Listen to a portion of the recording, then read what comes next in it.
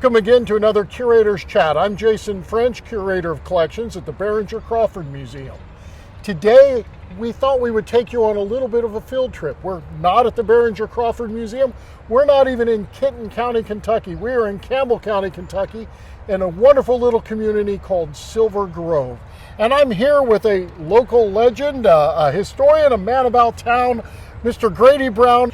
We asked him to share with us the history of Silver Grove. So Grady, Silver Grove's been here a little while, so when did it get started? So Jason, the property has actually been found to be deeded by King James in 1755. It's about 5,000 acres, which is equivalent to about 5,000 football fields. Silver Grove makes up 1% of Campbell County. So in the 1800s, there was a park here called Phoenix Grove. And in that Phoenix Grove, there was a grove of silver maple trees, and that's where they got the name for Silver Grove. The railroad decided in 1899 that they were going to purchase this land with hopes of building new railroad yards out here someday and actually building a town. Well, it actually happened, and in 1911, the city came to being as we know it. And the railroad came out here, they built homes, they built the railroad yards, which there was 4 of them. They wanted their men to come out here and live, to be close to work, but the guys didn't want to do it at first. So they ran the chippy which was an engine, a passenger car, and a caboose. They ran it from Covington out to Silver Grove, back and forth all day and all night, so that the guys could get to work.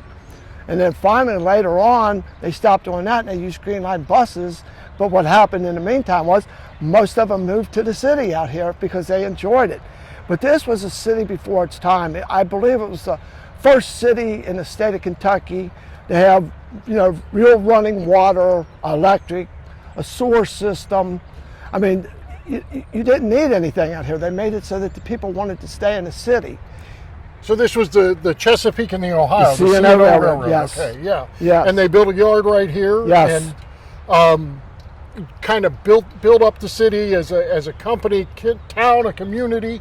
So right now we're in a ballpark, right? Yes. So was this built by the C&O? The railroad built the original park. There was a grandstand back here. There was a wooden fence that went all the way around the outfield. This was one of the premier places to play baseball in northern Kentucky in the 1920s. You had Lou Arnson from Newport. You had Stan Arnson, Newport's fabled athlete. You had Jim Bunning played here.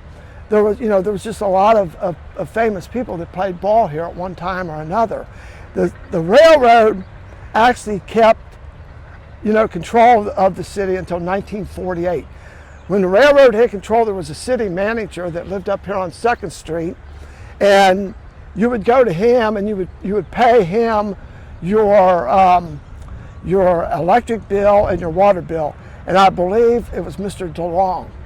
So the electric was 75 cents a month, the water was 50 cents a month, which we know, we wish we still had that, but we don't. The water actually came from an artesian well over on the railroad. Really? Yes. Well, that's amazing. So the railroad was here until when did the railroad leave Silver Grove? They left Silver Grove in 1981. So they left in 1981, yes. And Silver Grove's this beautiful little community. But I got to imagine that with the railroad kind of leaving, did it have some hard times there, or was there something that kind of? There was. I don't want to call it hard times. But there were people, I think, that moved out, and a lot of the original families had moved out, and new people moved in. So this town that I know when I was a kid was very community oriented. There were ladies clubs, there was the PTA, there was canteens, there was block parties. The fire department had a carnival. In fact, there was a carnival that was right here, and in this area right here was the wrestling bear. Oh, they had yeah. a muzzle on, people wanted to get in, they paid to wrestle the bear. So I remember that as a kid. Then you had the Silver Fest that went on for a long time. They had a big parade around town, then they had it down here. They had that for a number of years. They had their 100-year celebration in 2011 out here. Both of the churches have been here for over 100 years. So my families, both sides of my families, the Edgerleys and the Browns, they came here. I still have family over 100 years ago to work on this railroad. Oh, amazing. So even with the railroad gone, the sense of community, with people come and go, but it's still a strong community here. Well, it's gotten stronger now. I think they're going through a metamorphic change. They are having more functions down here. This park it didn't look like this when I was a kid. And what I remember was it was a place that everybody wanted to play. We called this the big field because there was a little field behind our house on 2nd Street by the school where we played, and that was like sandlot every day. But everybody wanted to come down here.